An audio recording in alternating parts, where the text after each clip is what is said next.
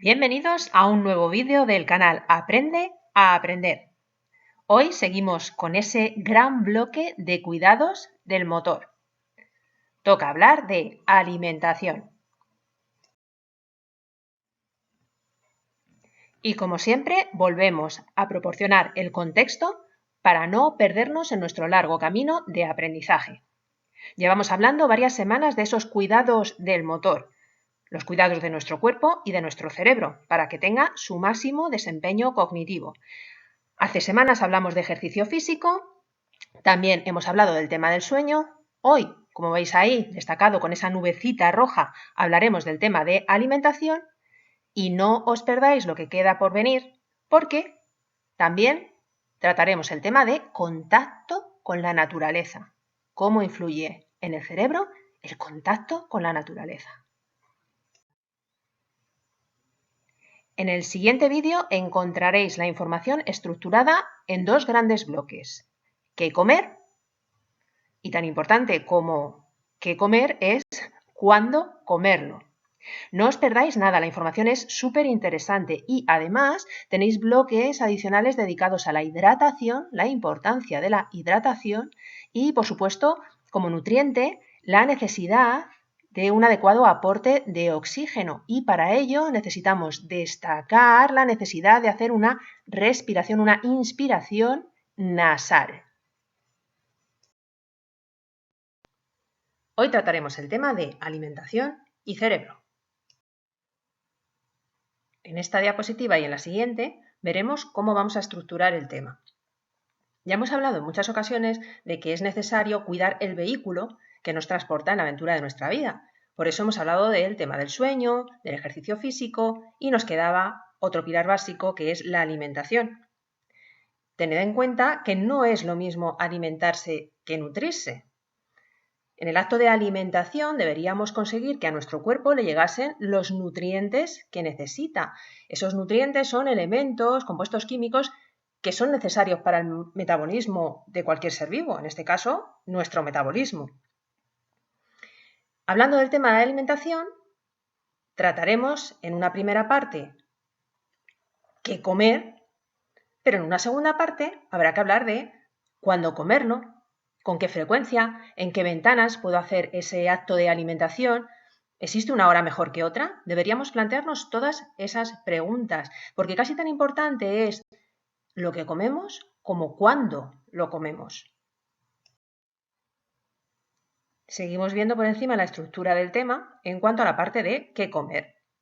Todos conocéis el concepto de macronutrientes refiriéndose a los hidratos de carbono, las proteínas y las grasas, ¿verdad? También hablaremos de los micronutrientes refiriéndonos a vitaminas y minerales. Ahora simplemente los vamos a leer juntos y luego iremos parte por parte. Y además recurriré a esta diapositiva en varias ocasiones para que no nos perdamos a lo largo de la explicación. Vitaminas B1, B6, B9, B12, vitamina D y colina. Haremos otro bloque con hierro y yodo. Hablaremos también de los antioxidantes, vitamina C, E, A, selenio y zinc. Y bueno, luego dentro de los antioxidantes haremos un subgrupo al que llamaremos carotenoides o sustancias fitoquímicas y en ese grupo nos detendremos a hablar de la luteína y de la zeaxantina. Y haremos otros dos bloques un poquito más especiales y que ya hemos adelantado en otros vídeos relacionados con hidratación y oxigenación. ¿De dónde he extraído la organización del tema que habéis visto en la diapositiva anterior? De este artículo, Estrategias nutricionales que mejoran la función cognitiva. Y bueno, ahí lo tenéis por si lo queréis consultar, pero quiero que sepáis que está realizado por compañeros de la Universidad de Castilla-La Mancha y también de la Universidad Complutense y el Hospital San Rafael de Madrid. Merece la pena hablar de este tema porque está claro que una nutrición adecuada es necesaria para optimizar la función cerebral y prevenir el deterioro cognitivo, para otras muchas más cosas a nivel de salud, pero hoy nos estamos centrando en la función cerebral. Y vamos a hablar un poco a nivel general, ¿no? Hemos dicho que vamos a hablar a nivel macro, de hidratos, de proteínas, de grasas. ¿Cómo son las dietas actuales? Las dietas actuales, lo sabemos todos, suponen un elevado consumo de grasas saturadas, ahora veremos con calma, de azúcares refinados, yo sé que intuitivamente sabéis de qué va esto, con baja ingesta de verduras, frutas y agua. Y eso ya sospechamos en el fondo, que resulta perjudicial para la capacidad cognitiva. Sabemos que esos azúcares simples, las chuches, las galletitas, todo eso se asocia con falta de concentración y atención. Y esos alimentos tienen lo que se llama un elevado índice glicémico. ¿Qué es el índice glicémico? Lo tenéis ahí en la diapositiva. Ese índice hace referencia a la rapidez con la que una comida se transforma en azúcar y eleva los niveles de glucosa en sangre. Es decir, tú te tomas esas galletitas que ahora te apetecen o esos gusanitos de maíz, pero en el fondo sabes que eso no es una buena idea. Porque yo las he experimentado otras veces, después de un gran subidón, a nivel energía, a nivel concentración o atención, te viene un gran bajón. Y entonces ya sí que habrás perdido definitivamente el control de tu atención y tu capacidad de concentrarte. En cambio, sí sabemos que los alimentos de bajo índice glicémico parecen mejorar la atención, la memoria y la capacidad funcional. Ahí tenéis una clasificación de alimentos de índice glicémico alto, medio y bajo. Podéis parar la diapositiva en cualquier momento y mirarlos con calma. Pero como os digo, todos intuitivamente sabemos qué alimentos tienen ese índice glicémico alto. Azúcar, miel, mermeladas, como os decía, las chuches, zumitos, las patatitas. Bueno, leedlo con calma, como os decía. Nosotros seguimos adelante. Así que no pienses tanto en lo que le apetece a tu paladar y piensa, por ejemplo, en tus queridas palomas mensajeras cerebrales. La síntesis de neurotransmisores como la serotonina y las catecolaminas. ¿Quiénes son las catecolaminas? Lo tenéis ahí: dopamina, adrenalina, también llamada epinefrina, noradrenalina, también llamada norepinefrina. Bueno, pues para fabricar, sintetizar esos neurotransmisores necesitamos un aporte continuo de aminoácidos, ¿vale? Proteína. No tanto lo que viene en cajitas y encontramos en las tiendas a pie de calle, no, proteína, una buena carne, un buen pescado, huevos. Niveles bajos de serotonina disminuirán tu capacidad de aprendizaje, razonamiento y memoria. Y además, tú ya sabes la sensación de bienestar y satisfacción que te proporciona tu serotonina. Entonces, si quieres poder fabricar serotonina, tendrás que asegurarte de que el aminoácido triptófano está disponible para su síntesis. ¿Dónde encontrarlo? Como os decía, carne, de pollo, cordero, de res, lácteos o frutos secos. Y bueno, veremos otra diapositiva en la que vienen detallados los alimentos que nos van a ayudar a fabricar serotonina. Y aquí más alimentos que os van a ayudar a tener el aporte suficiente de triptófano para tener niveles adecuados de serotonina. Y ahora toca hablar de las grasas. ¿Qué hay de los lípidos? Resulta que las grasas no son el malo de la película. Simplemente hay que elegir grasas de calidad que ayuden a nuestra función intelectual y mental. Tú seguro que has oído hablar del efecto beneficioso de los ácidos grasos poliinsaturados en la enfermedad cardiovascular, la diabetes o el cáncer. Pero hoy estamos aquí solo para destacar sus beneficios en la función cognitiva. Y es que lo tenéis ahí al principio: mientras la elevada ingesta de grasas saturadas se relaciona con el deterioro cognitivo, el consumo de ácidos grasos poliinsaturados, que tiene la abreviatura DHA, que significa docosa hexaenoico, como os decía, ácidos grasos poliinsaturados previenen el deterioro cognitivo. ¿Qué es el DHA? El DHA es uno de los dos ácidos grasos omega 3, que seguro que te suena más esa denominación, que se producen en todo el cuerpo. ¿Y qué hace o a qué se dedica ese DHA? Es el principal componente de los fosfolípidos de membrana, especialmente en la corteza cerebral, los sinaptosomas, que es, para que os hagáis una idea, es como si aisláramos un terminal sináptico de una neurona, pues eso es el sinaptosoma, y las vesículas sinápticas, es decir, esos tres elementos, tanto corteza cerebral como sinaptosomas como vesículas sinápticas, necesitan para sus membranas DHA.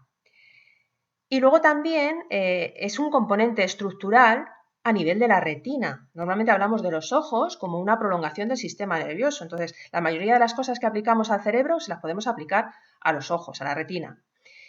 ¿Qué más hace el DHA? O sea, hemos dicho fosfolípidos de membrana y luego interviene también en la síntesis de neurotransmisores.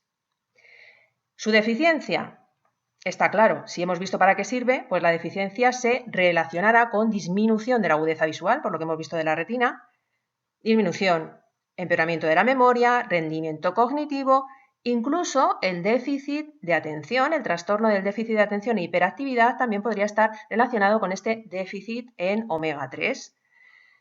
Luego, si tenemos las cantidades adecuadas, podría prevenir y o retardar enfermedades psiquiátricas y neurodegenerativas. Es muy importante que tengáis en cuenta que no solo hay que hablar de la cantidad de omega 3, sino que para que sus efectos beneficiosos sean los que tienen que ser, su nivel tiene que estar equilibrado con los ácidos grasos omega 6. Es una cosa que seguro que también habéis escuchado. La proporción adecuada de ácidos grasos omega 6, omega 3 debería ser máximo de 5:1. Y sin embargo, mirad, tengo aquí datos de las dietas actuales. ¿Sabías que en las dietas actuales esa proporción se convierte en muchos casos en 20:1 debido a la enorme cantidad de alimentos procesados que consumimos? Ojo al dato. Por cierto, quería deciros que el tema de que tengamos tanto miedo a los lípidos no es culpa nuestra. Y ya está demostrado. Resulta que en los años 60 la industria del azúcar, de manera secreta y encubierta, financió una serie de investigaciones para que, bueno, pues algunos científicos, concretamente, mirad, aquí dice, pagaron a científicos de Harvard, para que algunos científicos, como os decía, pues bueno, menospreciaran un poco lo que era el efecto del azúcar, el efecto dañino del azúcar, por ejemplo, a nivel de la enfermedad cardíaca y a nivel de salud general, y cambiaran el foco hacia la grasa como el principal culpable de todos los problemas de salud. Y bueno, esto influyó pues, en la pirámide de alimentos que tenemos actualmente y en todas las guías de salud, y seguimos con esas creencias desde los años 60. Habrá que empezar a plantearse hacer cambios en esta pirámide alimentaria. Y como a nosotros en este vídeo lo que nos interesa es entender, por supuesto, aprender, pero también poder aplicar todo lo que estamos aprendiendo. Por eso en cada alimento, en cada macro, en cada micronutriente que veamos, vamos a ver los alimentos en los que está contenido. Y aquí tenéis los alimentos más ricos en omega 3, que seguro que los conocíais, pues semillas de varios tipos, de quía, de lino, las nueces y por supuesto el pescado azul. Lo vemos hasta en los anuncios de la televisión, atún fresco, salmón, caballa, anchoas, sardinas, arenque.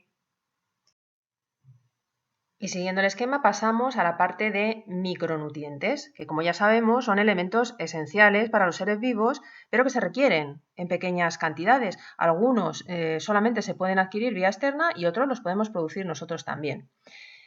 Vamos a hablar de los micronutrientes a nivel general.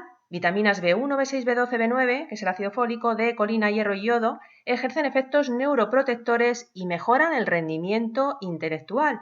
Y luego las vitaminas C, E, A, junto con el zinc, el selenio, la luteína y la zeaxantina, como tienen un papel potente antioxidante, contribuyen a defendernos del estrés oxidativo asociado al deterioro mental y de este modo mejoran nuestra capacidad cognitiva. Pero bueno, vamos a ir parte por parte.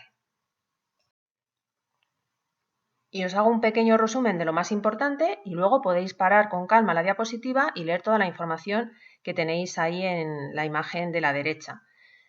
La vitamina B1, también llamada tiamina, interviene en el metabolismo de los hidratos de carbono, por lo que es necesaria para la producción de energía. Y teniendo en cuenta que aunque el cerebro solo representa el 2% del peso corporal, consume el 20% de los recursos energéticos totales, sabemos que este recurso de adquirir o convertir la energía es fundamental para que el cerebro funcione adecuadamente. Luego tenemos la vitamina B9, el ácido fólico. También habrás oído hablar del ácido fólico, seguro, porque seguro que sabes que se suele suplementar a las mujeres embarazadas con esta vitamina para asegurar que el feto se desarrolle adecuadamente y no se produzcan defectos en el cierre del tubo neural. ¿A qué te suena? Las vitaminas B6 y B12, la B6 es la piridoxina, la B12 la cobalamina, se relacionan directamente con la síntesis otra vez de neurotransmisores, nuestras palomas mensajeras cerebrales. Y luego tenemos que además la B12 es necesaria para la síntesis de glóbulos rojos, que a su vez serán los encargados de transportar oxígeno y nutrientes al cerebro. ¿Sabéis qué ayudita utilizo yo a diario para asegurarme de que mi complejo B tiene los niveles adecuados? Ahí lo tenéis. Se llama levadura nutricional. La levadura nutricional es una gran fuente de fibra, contiene 16 aminoácidos y 14 minerales y es rica concretamente en la tiamina B1, riboflavina B2, niacina B3 y folatos B9. Es uno de los 11 alimentos con más vitaminas del grupo B y aunque carece en sí misma de vitamina B12, que sepáis que muchos fabricantes hacen una versión que suelen llamar fortificada, ¿no? Y entonces al final del proceso de elaboración les añaden esa vitamina B12. No tiene gluten, así que es apto para personas celíacas o sensibles a esa proteína. Y no lo confundas con levadura de cerveza, porque esa levadura de cerveza yo sé que la vais a ver en la mayoría de los supermercados y aunque aparentemente pueden parecer equivalentes, el sabor amargo característico de la levadura se ve acentuado en el caso de la levadura de cerveza por los subproductos del lúpulo, ¿verdad? ¿Os suena? Porque está utilizado en la elaboración de la cerveza. Esto lleva a que la levadura de cerveza sea sometida a un proceso industrial de desamargado, que consiste en un lavado que elimina también valiosos nutrientes. Por eso preferiríamos utilizar la levadura nutricional a la levadura de cerveza. Y pensad también que la levadura de cerveza y otros elementos o sustancias químicas que pueden quedar en ese proceso de elaboración de la cerveza, como es el caso de los sulfitos. Los veréis con las letras estas que aparecen E220, E228. En definitiva, la levadura nutricional no tiene estos inconvenientes de subproductos desamargados y procesos industriales que tiene la levadura de cerveza. Y seguimos avanzando con los micronutrientes. ¿Y ahora qué pasa con la vitamina D? ¿No es esa la de la salud ósea que pinta en esta parte del vídeo? Pues resulta que sus receptores han sido encontrados en diversas zonas del encéfalo, incluido el hipocampo. O sea que si hay receptores de vitamina D en el cerebro, es que algo harán a nivel cerebral, ¿no? Bueno, el hipocampo no tiene secretos para nosotros, ya sabemos que es responsable de la creación de memorias y protagonista de nuestra vía declarativa de aprendizaje. Entonces, ¿qué puede ocurrir? ¿Qué puede estar ocurriendo aquí? Resulta que en la población mayor sabemos que hay una disminución de la síntesis cutánea de la vitamina D y eso parece que podría estar relacionado con el deterioro cognitivo y la demencia. Ahí lo dejamos. Como siempre, a la derecha tenéis una serie de alimentos ricos en vitamina D. Y entre ellos es la exposición solar, con todas las precauciones adecuadas, pero hay que exponerse al sol a diario. Y seguimos avanzando hablando de la colina. En la parte de arriba a la derecha podéis leer que dice es considerado un nutriente aminoácido esencial para nuestra salud. Bueno, en la clasificación vais a poder encontrar cosas diferentes. En realidad, la colina se incluye dentro de las vitaminas del grupo B como vitamina B11, pero no es una vitamina exactamente porque los humanos pueden producir colina a partir del aminoácido glicina. Bueno, entonces veis ahí un poco que la clasificación es dudosa, pero bueno, por eso lo hemos visto al fin y al cabo después del grupo B. ¿Qué nos interesa de la colina? Que es precursora de la acetilcolina, un neurotransmisor con nombres y apellidos porque es importante, está involucrado en muchas funciones relacionadas con la memoria, el sueño, el aprendizaje. Mis alumnos fisios están hartos de oír hablar de la acetilcolina por su implicación, por estar presente en la contracción muscular y también se utiliza, lo veis ahí, en la síntesis de los fosfolípidos. Ya sabemos que son un constitutivo fundamental importante de las membranas celulares del cuerpo. Podéis leer en el dibujo a la derecha más cosas que hace la colina. Ayuda a transportar grasas y colesterol desde el hígado a otras partes de nuestro cuerpo. El cerebro y el sistema nervioso lo necesitan para regular la memoria y el estado de ánimo, que ya lo hemos dicho. La ayuda al control muscular, de hecho es necesaria para la contracción muscular, también lo hemos dicho, y ayuda a formar las membranas de las células del organismo. Y ojo, consumir suficiente colina permite el buen funcionamiento del hígado. Es fundamental para la buena salud hepática. Lo importante, ¿en qué alimentos podemos encontrar colina?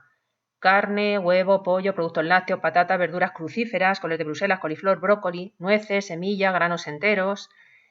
La deficiencia que produce lo que se llama hígado graso no alcohólico. Lo vimos en la diapositiva anterior, que era necesario para una buena salud hepática. Al fin y al cabo, si está ayudando a transportar las grasas y el colesterol a otras partes del cuerpo, si hay deficiencia, el hígado se quedará de algún modo con esa grasa y se genera lo que se llama el hígado graso no alcohólico. Lo tenéis explicado en la parte de la derecha del dibujo. Hablemos del hierro.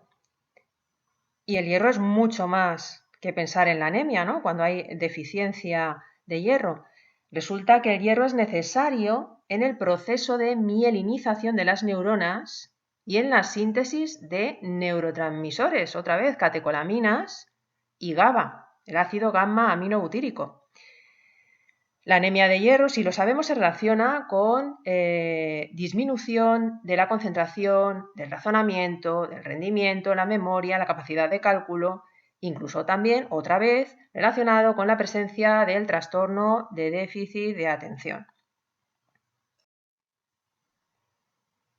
¿Qué alimentos contienen hierro? Legumbres, huevos, especialmente la parte de las yemas, el hígado. ¿A quién no le han hecho comer hígado porque tenía un poquito de anemia? Carne roja y magra, especialmente la carne de res, ostras, en general pues carnes rojas oscuras, también alguna carne de aves, bueno, y veis ahí más dibujos de alimentos que contienen hierro, las espinacas. Vosotros ya no sois de la época de Popeye, pero cuando nosotros éramos pequeños, Popeye, que era un protagonista de dibujos animados, se hacía fuerte cada vez que comía espinacas. En fin, ahí podéis consultar tranquilamente el listado de alimentos ricos en hierro. Como os decía al principio, incluyo esta diapositiva, la de qué comer, para que veáis dónde nos encontramos y que nadie se pierda en la explicación. Ya hemos visto todo el nivel de macronutrientes, hidratos de carbono, proteínas, grasas. Ahora estamos a nivel micronutriente, hemos visto todas las vitaminas del complejo B, la vitamina D, el aminoácido colina, hemos visto el hierro y ahora vamos a por el yodo. El yodo es imprescindible en la síntesis de hormonas tiroideas, que a su vez son necesarias para el correcto desarrollo cerebral y mental. Es fundamental controlar su aporte durante el embarazo, ya que la madre es responsable del aporte de hormonas tiroideas al feto. De hecho, la T3 y la T4, que son las hormonas tiroideas, la T3 es la forma activa de esas hormonas tiroideas, pues la T3 y la T4 durante el periodo prenatal regulan la maduración de las neuronas y de las células gliales de ese feto, ¿no? Así como la mielinización, que ya hemos hablado de ella y estoy segura de que sabéis lo que es, pero bueno, por si acaso, es el proceso, esa mielinización es el proceso por el cual se cubren los axones de las neuronas de una capa lipídica. Y entonces, como el impulso nervioso, en lugar de recorrer la célula en toda su longitud, lo que va haciendo es saltar de hueco en hueco de esos que quedan por esa capa lipídica, se hace una transmisión, se consigue una transmisión mucho más rápida del impulso nervioso, ¿vale? Eso es la mielinización, esa cobertura de los axones de las neuronas por una capa lipídica para que el impulso nervioso vaya dando saltitos en los huecos que deja esa capa lipídica. Bueno, podéis ver ahí también los alimentos ricos en yodo. Y seguro que tenéis asociados todos en la cabeza el tema de los mariscos o de la sal yodada. ¿Por qué nos interesan los antioxidantes dentro de los micronutrientes? Porque pueden prevenir o retrasar algunos tipos de daños a las células. Vayamos por partes. La vitamina C interviene en la síntesis de neurotransmisores, otra vez, catecolaminas y serotonina, y además protege al tejido nervioso del estrés oxidativo. Luego tenemos otro elemento que son los tocoferoles, que es uno de los tipos de vitamina E. Esos tocoferoles son captados activamente por el cerebro y contribuyen a proteger las membranas neuronales. Y por último, en esta diapositiva, el zinc se relaciona con muchas cosas, con la defensa inmunitaria, con el metabolismo energético, también tiene un elevado poder antioxidante e interviene en la síntesis de neurotransmisores. Otra vez, su deficiencia parece estar relacionada con el TDAH, el trastorno de déficit de atención e hiperactividad. ¿Y por qué he colocado ahí ese recorte de artículo? Pues porque resulta que investigadores del Consejo Superior de Investigaciones Científicas, el CSIC, han descubierto que el zinc, del que ya hemos hablado, aparte de hacer todo lo que hemos dicho, resulta que juega un papel relevante en la neurotransmisión del sistema nervioso. Y bueno, este hallazgo está reflejado en esa revista que veis ahí, Antioxidants and Redox Signaling. Gracias a este tipo de investigaciones se entiende, por ejemplo, la relación del zinc con determinadas disfunciones como la depresión. Ya hemos dicho que el zinc está biodisponible en la carne, el marisco o el pescado. En el cerebro participa en la síntesis y liberación de los neurotransmisores, ya lo hemos dicho, que son las moléculas encargadas de transferir la información de una neurona a otra. Pero es que ahora, gracias a este artículo, sabemos que también es esencial ese zinc para las funciones que estos median, es decir, que es un modulador de la excitabilidad neuronal. Hemos dicho que los antioxidantes son capaces de prevenir o detener el daño celular. ¿Cómo lo hacen? Neutralizando los famosos radicales libres y de este modo frenan enfermedades cardiovasculares, neurodegenerativas, incluso tumores. Vamos a ver algunos ejemplos de alimentos antioxidantes que podemos tener todos en cualquier despensa y dentro de esos alimentos qué sustancias se comportan como antioxidantes. Algunos ejemplos. En general, frutas, verduras y hortalizas. Todos sabemos que asociamos los antioxidantes a ese tipo de alimentos, ¿no? Bueno, ejemplos concretos. 1. El brócoli. ¿Qué contiene el brócoli a nivel antioxidante? Provitamina A, luteína, zeaxantina, selenio, calcio, potasio y hierro. En segundo puesto, los arándanos. Los arándanos contienen una sustancia que se llama antocianinas. El pigmento azul de los arándanos está dado por esta sustancia, las antocianinas. En tercer lugar, zanahoria, betacarotenos, que es un precursor de la vitamina A. El tomate, en cuarto lugar, contiene licopeno. Quinto, la uva, el resveratrol. 6, el té verde con las catequinas. 7, cacao puro, polifenoles. 8, pimiento rojo con su vitamina C. 9, las almendras con la vitamina E. Y este le he añadido yo el número 10 porque estos 9 alimentos están extraídos del artículo de La Vanguardia que veis a la derecha, tenéis ahí el enlace. Pero bueno, yo he añadido en el puesto 10 las nueces de Brasil por su contenido elevado en selenio. Tomando solamente 2 nueces de Brasil al día, ya sabéis que tenéis los niveles adecuados de selenio que necesitáis. Y como os decía, en esa lista y en esa especificación de sustancias que contienen los distintos alimentos, hemos visto algunas sustancias, por ejemplo, algunos micronutrientes como la vitamina A o el selenio, de los que no habíamos hablado. Entonces, os comento brevemente. La vitamina A es necesaria para la visión, de hecho se llama también retinol, la que os va sonando, haciendo alusión ese retinol a su actuación en el ojo, produciendo los pigmentos en la retina del mismo. Habréis oído que esa vitamina A es necesaria para una buena visión, especialmente ante luz tenue, lo que llamamos visión nocturna. También interviene en otras muchas cosas, en la reproducción, el crecimiento celular y el sistema inmunitario, protegiendo las células contra los radicales libres, apoya ese crecimiento y la función cerebral. Bueno, todo eso hace la vitamina A. Y luego el selenio, que vamos a decir que es antioxidante y es necesario, esto es fundamental para producir T3 en la tiroides. ¿Vale? Una de las hormonas, la forma activa de las hormonas tiroideas, y esto previene el hipotiroidismo. También funciona a nivel reproductivo, especialmente en los hombres, para la formación del esperma, fortalece el sistema inmune, también presente en la formación de cabello, las uñas y fundamental también en el embarazo, por la relación esta que hablamos con la tiroides y que ya sabíamos que la madre es la responsable de pasarle esas hormonas tiroideas al feto durante el embarazo.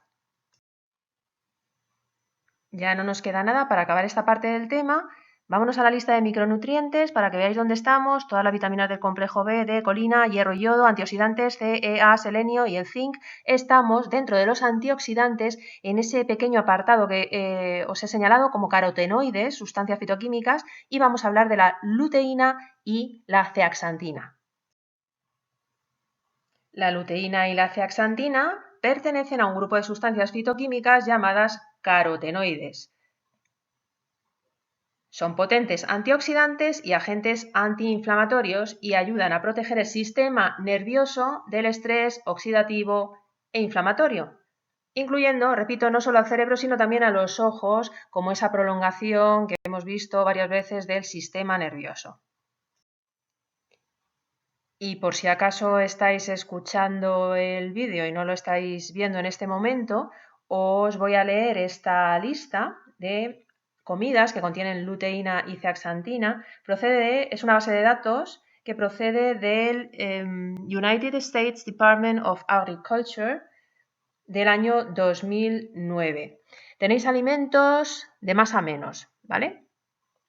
De más a menos contenido en luteína y zeaxantina: col rizada, espinaca, acelga, hojas de mostaza, hojas de nabo, hojas de berza, berro de jardín, dientes de león, guisantes verdes, calabaza de verano, hojas de remolacha, coles de Bruselas, maíz dulce o brócoli. Y quería hacer una mención especial a una especia, la cúrcuma. La cúrcuma contiene un colorante natural que se llama curcumina, y ese, digamos, es el principio activo que hace todo lo que os voy a contar. Parece una vez más que lo tradicional se reconcilia con lo científico, porque esta especia lleva siendo utilizada desde la antigüedad para muy diversas aplicaciones.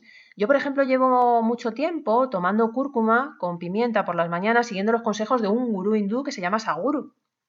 Pues bien, resulta que ahora los investigadores, concretamente en investigaciones científicas en Harvard, se ha comprobado que la curcumina contenida en la cúrcuma tiene la capacidad de atravesar la barrera hematoencefálica. Resumiendo, es capaz de entrar en nuestro sistema nervioso, ¿vale? Y una vez en el cerebro, estimula la generación de nuevas células cerebrales, o sea, ayuda a la neurogénesis. Flipante. Además de ayudar a reducir la inflamación en el cerebro, inhibiendo la acción de ciertas moléculas proinflamatorias. Como estáis viendo, la farmacia de verdad muchas veces está en nuestras propias despensas, si sabemos llenarlas con los alimentos adecuados.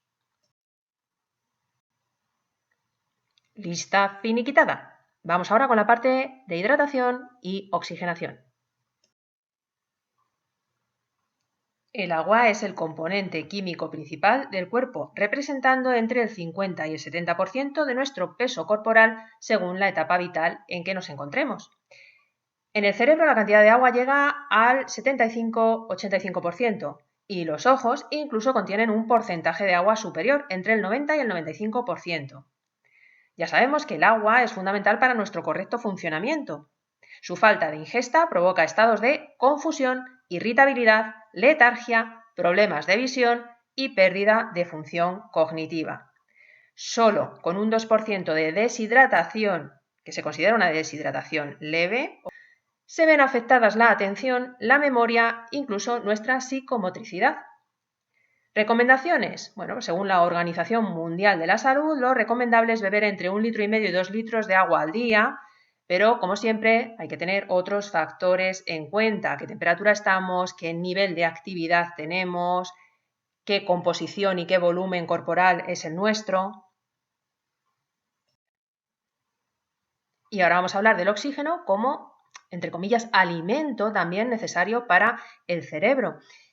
No tengo acceso, lo sé, a una cámara hiperbárica como los futbolistas de élite, pero sí tengo acceso a algo mucho más sencillo, y es a activar y estar pendiente de que estoy haciendo una respiración nasal. Detalle importante, hay muchísima gente que respira por la boca, hace una respiración bucal, y ese número de personas que respiran por la boca ha aumentado después del uso de las mascarillas en la pandemia, porque en un intento de coger más aire, la gente con la mascarilla puesta estaba respirando también con la boca abierta. La respiración bucal conlleva un patrón respiratorio más rápido y superficial. El aporte de oxígeno no va a ser igual que si hiciéramos respiraciones nasales profundas que activan al diafragma, el principal músculo de la respiración, pero es que aparte esa respiración agitada y superficial que aparece cuando respiramos por la boca se interpreta para el sistema nervioso como un estado de alerta o digamos, de simpaticotonía, de estrés. Algo está pasando porque esta persona está respirando rápido y con la boca abierta. Bueno, pues en esos estados nosotros ya sabemos, lo tenemos clarísimo, que nos va a resultar mucho más difícil concentrarnos y recordaremos menos todo lo que hemos estudiado, porque la respiración bucal no activa el hipocampo, no conecta directamente con el hipocampo como lo hace la respiración nasal.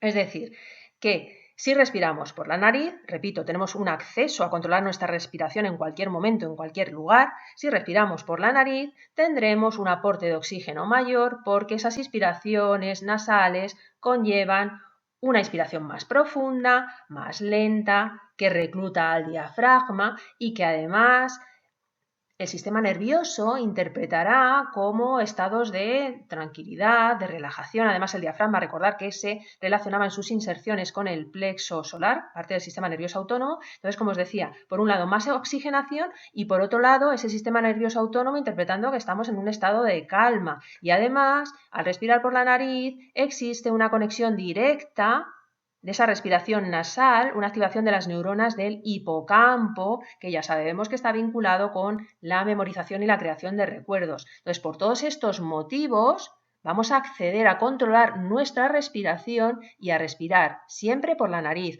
Ojito también durante el sueño con respirar por la boca abierta, que alguien nos vigile. Podemos probar a taparnos con un esparadrapo la boca mientras dormimos para asegurarnos de que estamos respirando con la boca cerrada. Bueno, muchos trucos relacionados con la respiración y todos ellos muy sencillos. Los podéis ampliar en el vídeo que ya hemos publicado referente a oxigenación. Primer gran bloque, lo hemos visto, los cuidados del vehículo, nos quedaba por ver la alimentación porque ya habíamos hablado en vídeos anteriores del sueño y del ejercicio físico, hemos visto qué comer, toda la clasificación de macronutrientes y micronutrientes y ahora nos toca prestar atención a cuándo comerlo, porque el momento también es importante. Y lo siento porque vamos a empezar esta diapositiva con una afirmación tajante que no creo que le vaya a gustar a todo el mundo. La afirmación es: no hay luz, pues no hay comida. Esto es como el chiste, lo siento, es cruel. No hay mano, no hay galleta, no hay luz, pues no hay comida.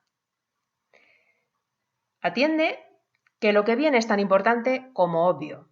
Lo tenéis ahí especificado: condiciones como trabajar en turnos nocturnos, el jet lag, la deprivación de sueño o simplemente en mayúsculas comer en el momento equivocado del día pueden tener efectos nocivos para la salud.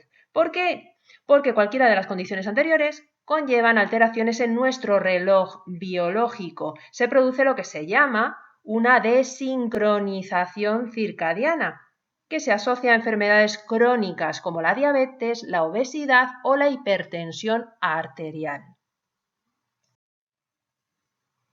¿Cómo prevenir esas alteraciones en nuestro reloj biológico? ¿Cómo prevenir, cómo impedir que se vuelva loco ese reloj biológico y en consecuencia todo empiece a fallar? Muy fácil. El ayuno, al menos en las horas en las que no hay luz, tiene un potente efecto sincronizador, también conocido como Zeitgeber, ¿vale? Es un término alemán. O sea que si no comemos en las horas en las que no hay luz, esto nos ayudará a poner en hora nuestro reloj biológico. Y aquí os recuerdo que el estómago se comunica con el cerebro. Lo vimos en los vídeos del sueño. Resulta que cuando el estómago está vacío, produce unos ritmos eléctricos lentos que informan al cerebro de que puede relajarse y entrar en estados alfa. Es como si le dijera: todo está bien por aquí, puedes relajarte y prepararte para dormir, que aquí ya hemos terminado por hoy, ¿vale? El estómago está vacío, ya no hay que digerir, no hay que hacer nada, hemos terminado por hoy, señal para el cerebro.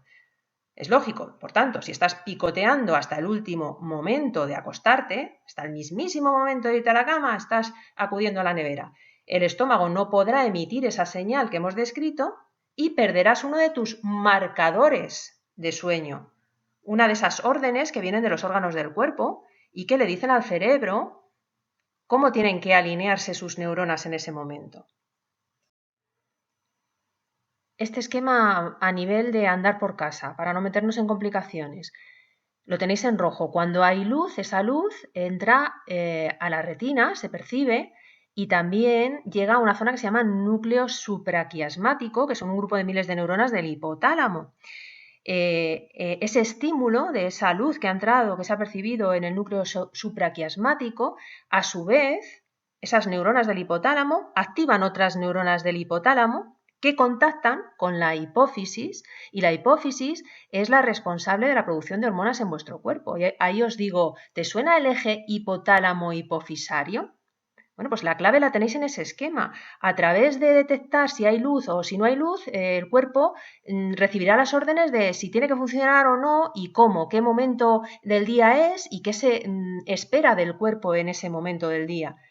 Entonces, organizarse según las horas de luz es fundamental. Y también tened en cuenta que el núcleo supraquiasmático, al enterarse de esos cambios de luz, informa a la pineal para la producción de melatonina, de la que ya hemos hablado en el tema del sueño.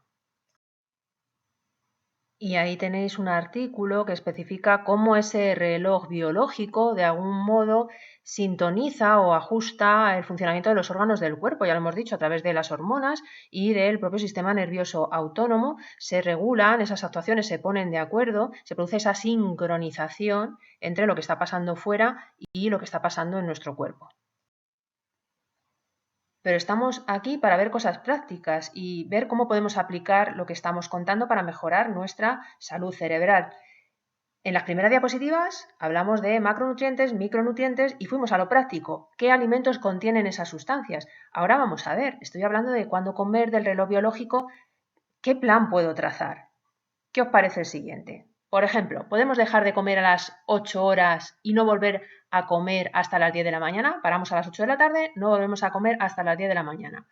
Os lo pregunto, ¿sería posible? ¿Podrías dejar de comer a esa hora y no ingerir nada hasta esas 10 de la mañana? El que tenga costumbre de tomarse algo cuando se levanta, bueno, se puede hacer una infusión, una manzanilla, un poleo. Ya estaríais haciendo, si conseguís esto, estaríais haciendo una ventana, lo que se llama una ventana de 14-10, es decir, estaríais 14 horas, porque desde las 8 de la tarde hasta las 10 de la mañana estáis 14 horas sin comer, y una ventana de 10 horas de ingesta de esas calorías que necesitamos. ¿Cuál es el resultado de hacer esto si lo consiguierais?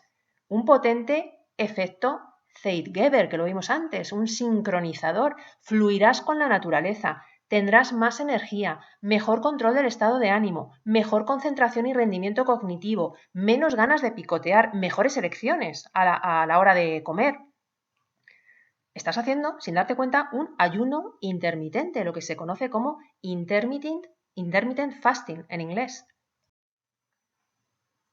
A lo mejor te has sorprendido porque no pensabas que el intermittent fasting, el ayuno intermitente, era eso. Simplemente con parar de comer 14 horas ya estás haciendo un ayuno intermitente. Pues sí. ¿Qué ocurre? Que el ayuno intermitente, cuando se critican las versiones más radicales, ¿no? Gente que a lo mejor dice que deja de comer 2 días y luego la otra ingesta no lo hace hasta, pues lo que os digo, 48, incluso 72 horas después. Hay muchísimos tipos de ayuno, pero a partir de las 14 horas esas de dejar de ingerir calorías, ya se considera un ayuno intermitente. En la actualidad se ha convertido ese intermittent fasting en una forma muy popular para bajar de peso o controlarlo. También se le ha promocionado como una forma de restablecer el metabolismo, mejorando la resistencia a la insulina. Puede ser un aliado poderoso para controlar las enfermedades crónicas y los estados inflamatorios. Y también mejorar la función cognitiva, que es de lo que estamos hablando hoy, retardar el envejecimiento y, en fin, mejorar, lo estáis viendo, la salud en general. Vamos a hablar de esa mejora de la función cognitiva. Nosotros hemos hablado en varios vídeos del BDNF, del Brain Derived Neurotrophic Factor, que ya sabemos facilitaba las conexiones sinápticas a través del crecimiento de nuevos botones dendríticos y, bueno, y también provocaba neurogénesis. ¿Vale? Originaban nuevas neuronas, que ya sabemos que pueden aparecer nuevas neuronas, se ha visto en la zona del hipocampo y del córtex prefrontal. Bueno, en definitiva, la producción de esa sustancia es un regulador clave para nuestro desempeño cognitivo y la salud del cerebro.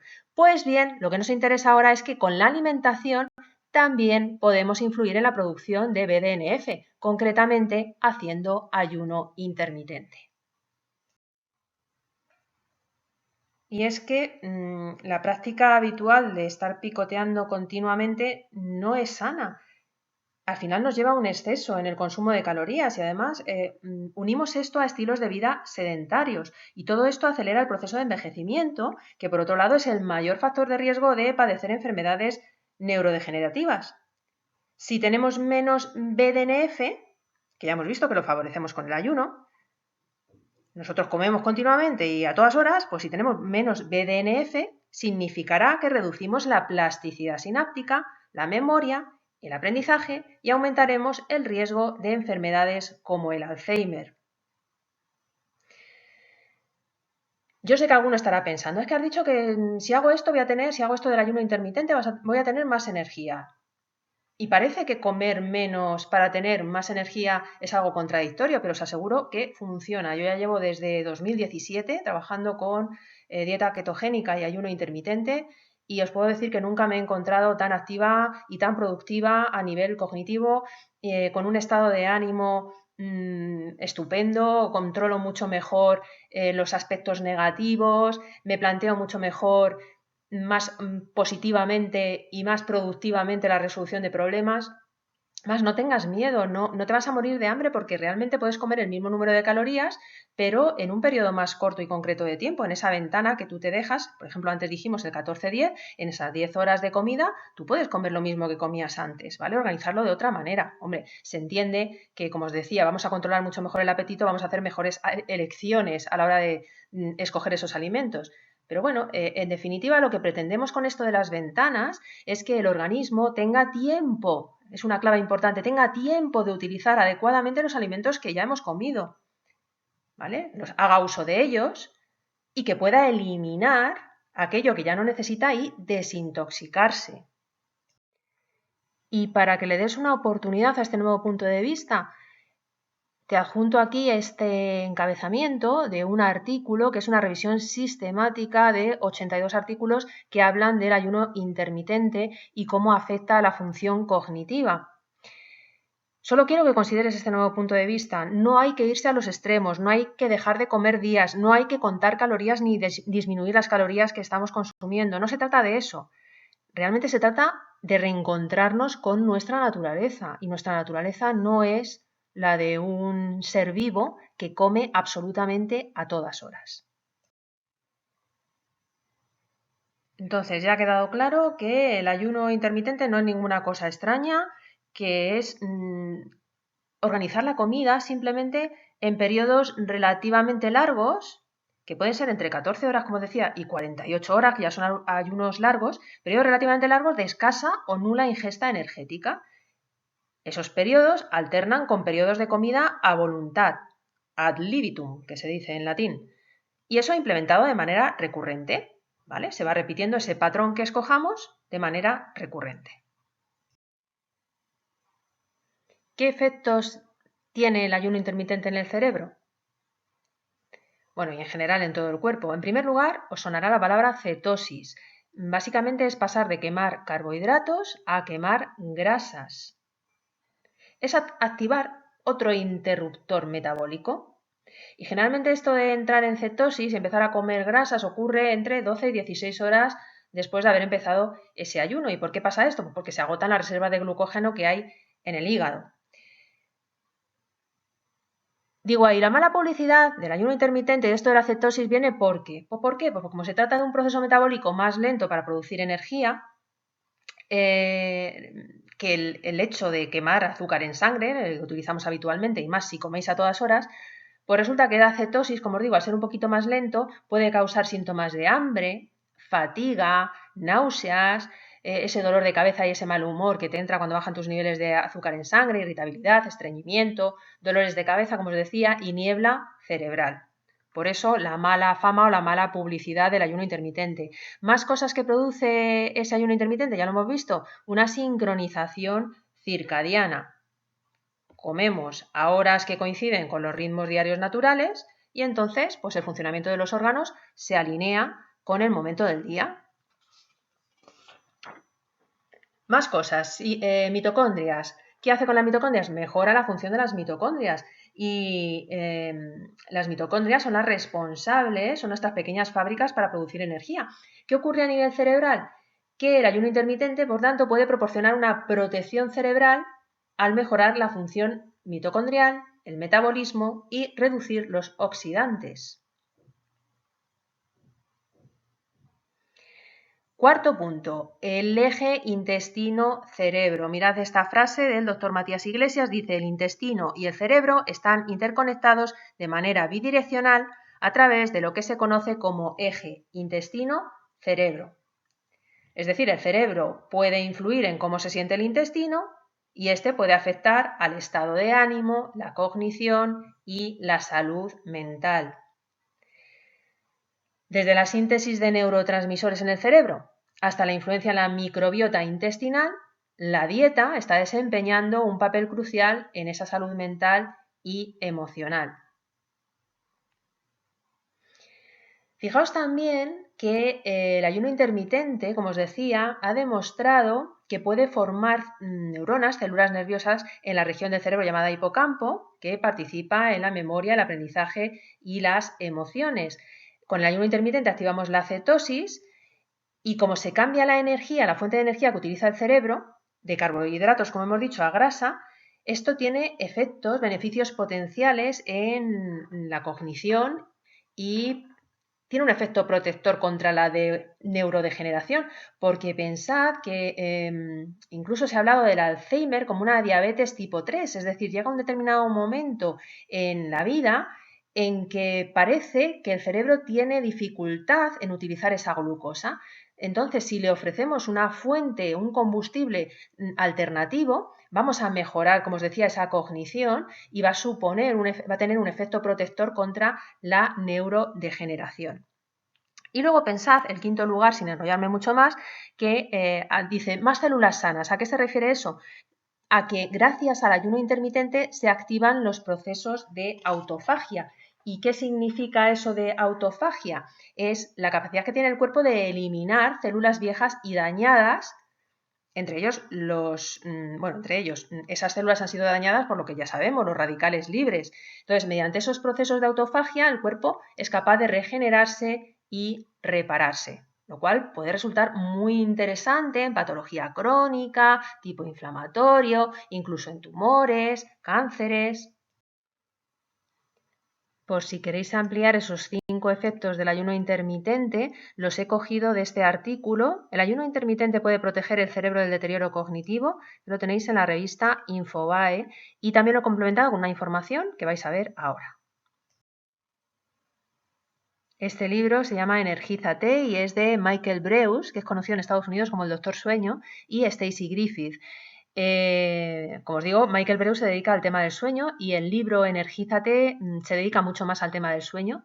Establece una serie de cronotipos, entonces si queréis saber si sois osos, leones, delfines o lobos, tendréis que leer este libro.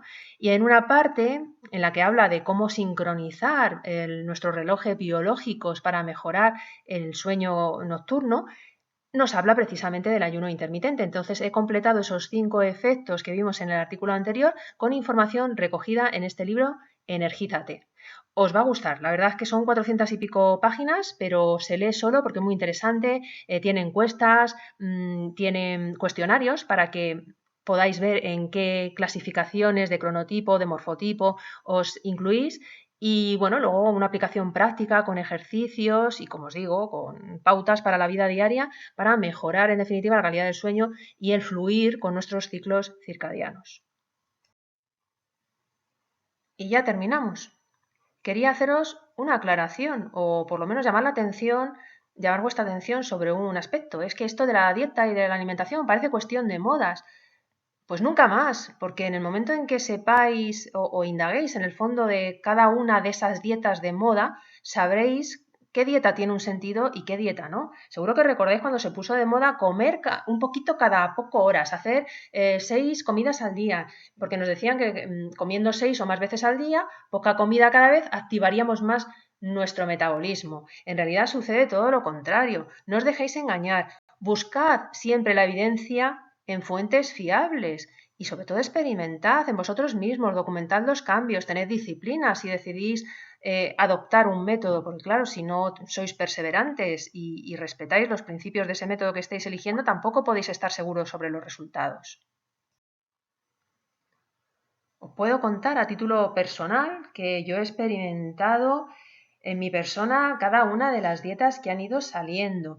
El método Montignac, el método Dukan, las teorías de John Gabriel, la dieta cetogénica, los postulados del doctor Frank Suárez. También luego hice un curso de coaching nutricional que lo hice con el doctor Eric Berg. que se dedica a la dieta ketogénica y el ayuno intermitente. Tengo un máster en actividad física y salud donde se manejaban lo que eran los postulados más tradicionales sobre nutrición. Y bueno, después de, como os decía, estudiarlo todo y experimentarlo todo, pues me quedo con lo que estoy haciendo actualmente. Como os decía, pues son ayunos de 16-8, de 20-4, los voy alternando un poco aleatoriamente y como os decía antes, nunca he estado tan llena de energía ni tan activa cognitivamente como lo estoy ahora. Mi profesor, el doctor Eric Berg, hacía una afirmación que os puedo decir que fue lo que me convenció para hacer el curso, el coaching nutricional de dieta ketogénica y ayuno intermitente con él.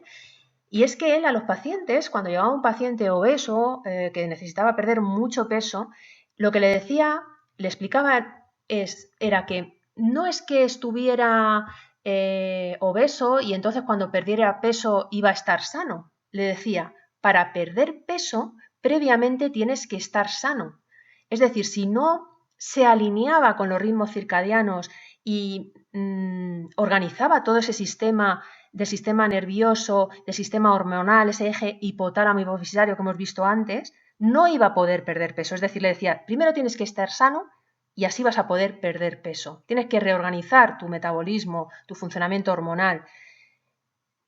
Y así comenzaba con los pacientes, con una visión, con un punto de vista que era meter alimentos en la dieta en lugar de quitarlos.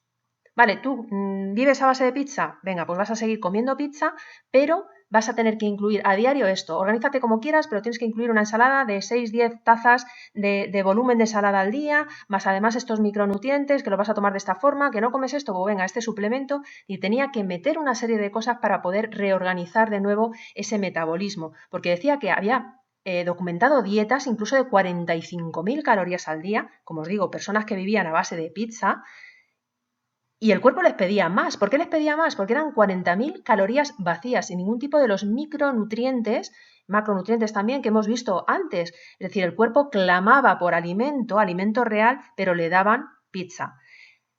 Hasta que ese cuerpo no estuviera dotado de los micronutrientes que necesitaba, no dejaría de pedir comida, de clamar por comida. Entonces, esa versión de primero incluir antes de quitar y primero estar sano antes de perder peso, a mí me encantó y dije, tengo que profundizar en este método.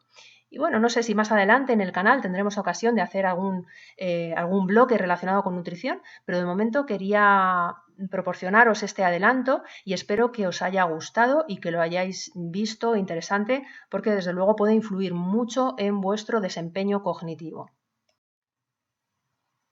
Y ahora sí, finalizamos el tema, hemos hablado de alimentación, espero que hayáis aprendido qué comer y que por lo menos os estéis planteando la cuestión de ¿cuándo comerlo?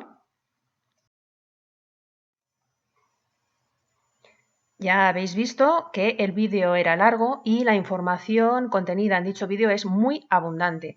Así que, como siempre, hay necesidad de que toméis vuestras propias notas. Y yo os daría el consejo de que tal vez en lugar de hacer una simple toma de apuntes, lo que podríais elaborar es una especie de póster sobre todos estos principios nutricionales. Es más, si os queda bonito y os apetece, podéis compartirlo con la comunidad Aprende a Aprender enviándolo a la dirección que tenéis arriba en esta diapositiva.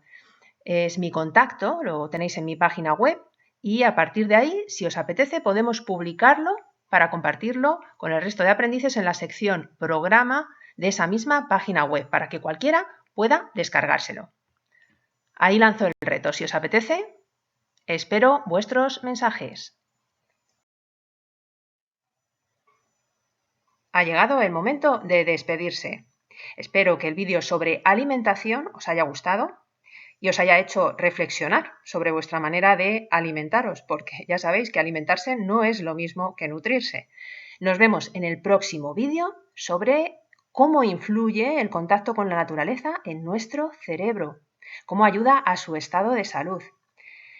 Nos vemos pronto. Gracias por vuestra atención y por vuestro valioso tiempo. Un abrazo.